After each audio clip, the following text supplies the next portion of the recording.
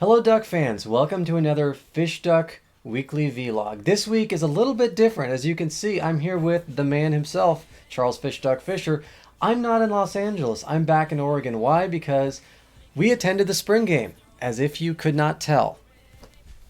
So there's been a lot happening, particularly these past couple days with Oregon sports, and it's really unbelievable all that's happened. We'll get into football in just a moment, but it should be mentioned Oregon's acrobatics and tumbling team won back-to-back national championships. Now, it's a young sport, it's a new sport, and technically it's not an NCAA sport, but to win the NCAA national championship in back-to-back years is really remarkable. It's the 21st team national championship in University of Oregon sports history. Champions are champions, regardless.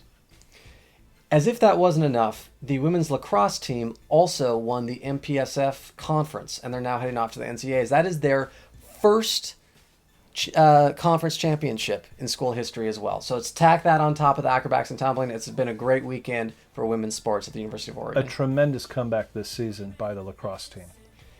And on top of that, it keeps going, folks. The men's golf team won the Pac-12 tournament and therefore won the Pac-12 title. Every sport on top of it. Unbelievable. So, and now we have the Pac-12 track and field championships coming up soon. And of course, after that, the Olympic trials. Baseball right now is in first place in the Pac-12. That's the first time we can say that. Women in softball are 16th in the nation as well. Just won 2 off number 11, Arizona. It's just an unprecedented, unbelievable time for the University of Oregon athletic program. It's really remarkable, and we need to, at times, take a step back. It's easy to get spoiled with when things are going great, but just look around and realize it wasn't always like this at the University of Oregon. This is really a remarkable time. It's always great to be a Duck, but especially now. We need to bask in it. This is truly a wonderful time in Oregon sports. So let's get into the spring game. And it was worth traveling 1,000 miles to see, in part because it wasn't on television. First time in a couple of years it was not on TV. They did replay it later on, but I had to see it live. So I came up for the trip. I've had a chance to hang out with Charles and some of our writers directly, which has been fantastic. And wow, what a spring game. A lot of storylines came out of this, and it's in part because of the new policies that have been implemented. The media and fans can no longer go visit practice, so this is the one little oasis that we get during the entire offseason. The rest of the time, all the writers and radio hosts and us and fans, we're all just purely speculating based on what we saw on this one day. For somebody who wrote scrimmage reports for years, it's like going through withdrawal. Unbelievable. But nonetheless, we got treated to a spring game that we don't often see. Let's start with the quarterback, since that's the one that everybody talks about. Now, I think we have to be very hesitant to make any kind of rash judgments on Brian Bennett. He had a bad day. He was pressing at times, yet he did make some great passes at times. He made some excellent zone reads. I favor Bennett in a big way because he's been there. He's done it. He's won games before. We know what a known commodity he is for us. Therefore, if Mariota can help with that, I think it's going to help the team that much better. You know, there's the expectation for Oregon to win and win a lot this year because the team is stacked. But we've seen in previous seasons where the team's roster was great, but there was always the question of quarterback. You know, you have to replace every couple of years. This year, more so than others, there's not one that's had a lot of game experience. Bennett's played in cumulative, added all up, about 3 games worth. But that game experience is vital when you look at the alternative. Marcus Mariota, Super Mario, looked fantastic, but game experience is Zero. It's true. Granted, the schedule is light at the start, so there's time for him, if he does win out the job, to get eased into it, but you can never practice for the game experience. And that in-game experience when it's on the line is so vital. And Brian Bennett's games, you know, the Arizona State game that he came in, he did lead the comeback, but every rep that you get in a real live game experience is worth 10 in practice. And as great as Mariota looked, and maybe as great as he may look for the rest of fall, we need to be a little tempered in our attitude because he has 0 game experience. The thing about Super Mario is he appeared to have all the passes. There are times when he would drill it low where only the receiver could catch it, and so many times he threw a very catchable pass. And I was trying to nail down, was this more like a Musgrave kind of pass? And I kind of determined at times I felt like it was more like a Danny O'Neill kind of pass. Yet when he drilled it, that was an a.k.a. Smith. So we got to see all kinds of different passes. Frankly, my comment coming out of it was, I don't think I've seen a quarterback look that good that early. So just as I think Bennett had an exaggerated, tough game, maybe Mariota had the same thing. Now, as we recall, Dennis Dixon had his growing pains as well, as good as he turned out to be. So we need, as Kurt said, we do need to be a little tempered. One thing I did like about Super Mario is back in the pocket, he showed quite a bit more patience. That as the rush came, he would take the step up, let them rush past and beside him, and then he would turn and fire downfield. Sometimes Bennett had a little bit of the happy feet trying to press the case. We had a chance to sit down and go back and watch the footage extensively in the FishDuck style. Slow-mo, breaking things down, pointing things out. And every rep that we watched, we noticed more and more that Brian Bennett got a little flustered. He had happy feet. He had a tendency to run when he could have thrown. He had open receivers. In return, on the opposite side, Marcus Mariota, as a freshman, was about as impressive as we've ever seen as a freshman, not only in completing passes, but his footwork, his fundamentals. He seems flawless in his approach. He really does. And we had the benefit here, as Kurt said, that not only was it Kurt and I, but we also had the other video analyst, Josh Slichter, here with us also analyzing. And he really noted the tremendous fundamentals that Mariota carried even under pressure. So with that, let's turn to the other elements of the offense. Kurt, what were some of the receivers that made an impression upon you? Well, the obvious ones are the ones who, got thrown the ball the most, and that would be Daryl Hawkins, for example. Christian French got thrown the ball a lot, but he didn't catch all of them. B.J. Kelly had a tremendous touchdown. Takoy Sumler had a tremendous catch along the sidelines where he tapped his toes, but that was really the only time we saw him. Daryl Hawkins, I thought, was the one who really shined. And we've heard in interviews, players have said that he's someone who has really stepped his game up in camp. Now, you have to take the interviews for what they are. There's a lot of coach speak. But he really showed up that day. I thought B.J. Kelly as well did a remarkable job.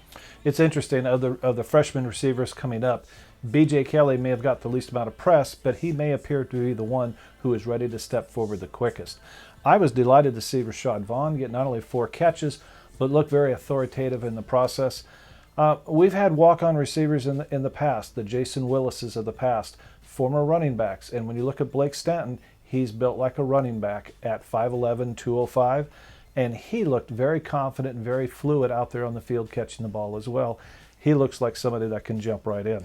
It's a valid point about Rashawn Vaughn, too, in that he is a junior college transfer. And the normal path for a junior college transfer is that they need a year to adjust. They need a year to acclimate, to learn the playbook. And it's in that second year, you hope you can get one solid year out of junior college transfer. There are exceptions to the rule. Certainly, James Finley stepped into the game in 2005 and immediately had an impact. He actually led the team in receptions that year. But for the most part, it's more along the path of, say, a Terrence Scott. Sure. Plays a little bit, gets a couple catches, and then this senior season explodes and has a up. tremendous season. So Rashawn Vaughn was highly touted coming out of junior college. He did show glimpses last year. Now with a year under his belt, it's very likely he could just explode and have a year similar to what Terrence Scott did when he was a senior. I would agree.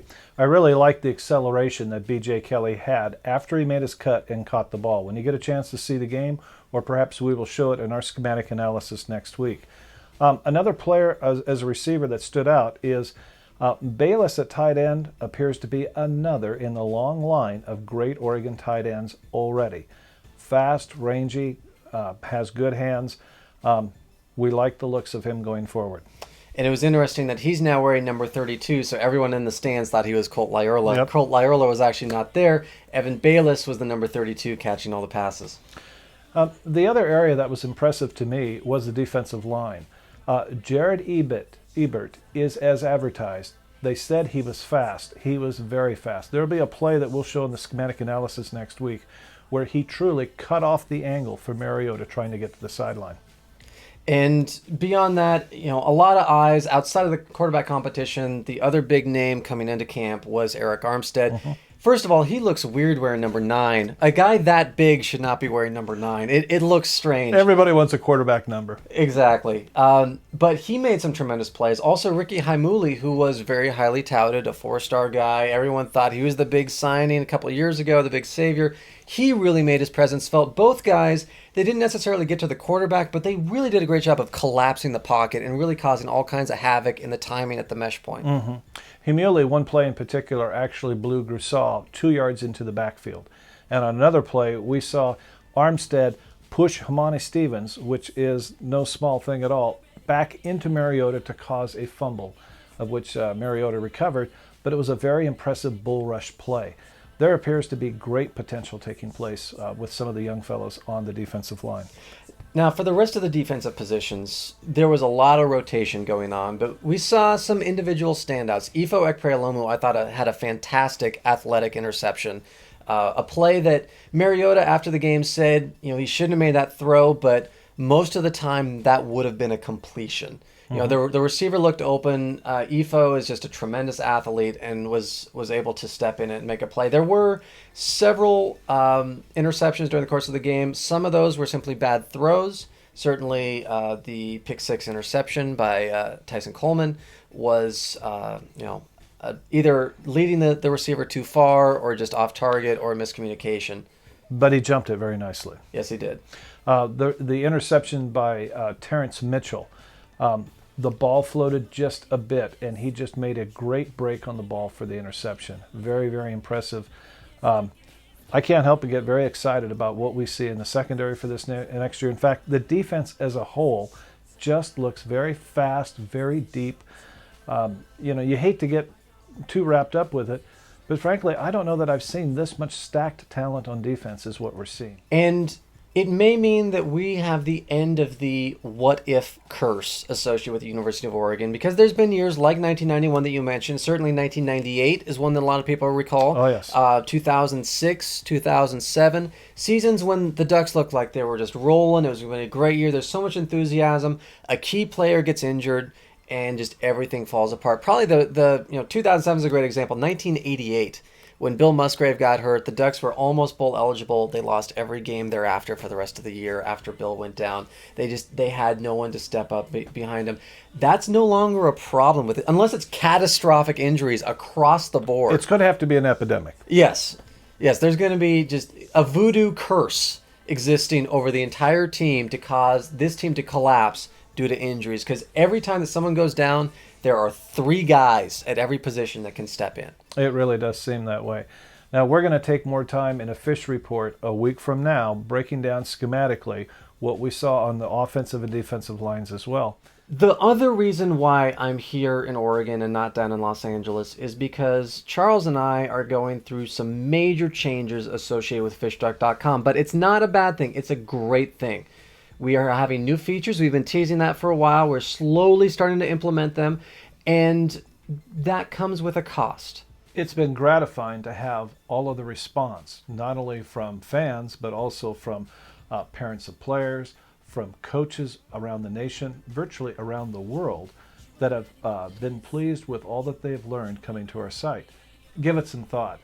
If you've learned a lot from FishDuck.com, as so many people have, and would like to continue to see this kind of educational content distributed, by all means, support FishDuck.com. Go up to the right-hand side, take a look at how you can support FishDuck.com. If you would like to advertise, we would love to tell you about the numbers that come to our site, because we like to think that there's a bit more of a discerning Oregon fan that comes to visit. And finally, if you'd like to be a major sponsor, we have information on the site on that as well. Just thank you, everyone who has participated in FishDuck.com, making it as great as it has become. And we have so many things planned for the future, but we need your help in order to achieve those things. So every little bit helps. If you can donate, great. If not, we appreciate you checking out the site, and please continue coming back to FishDuck.com.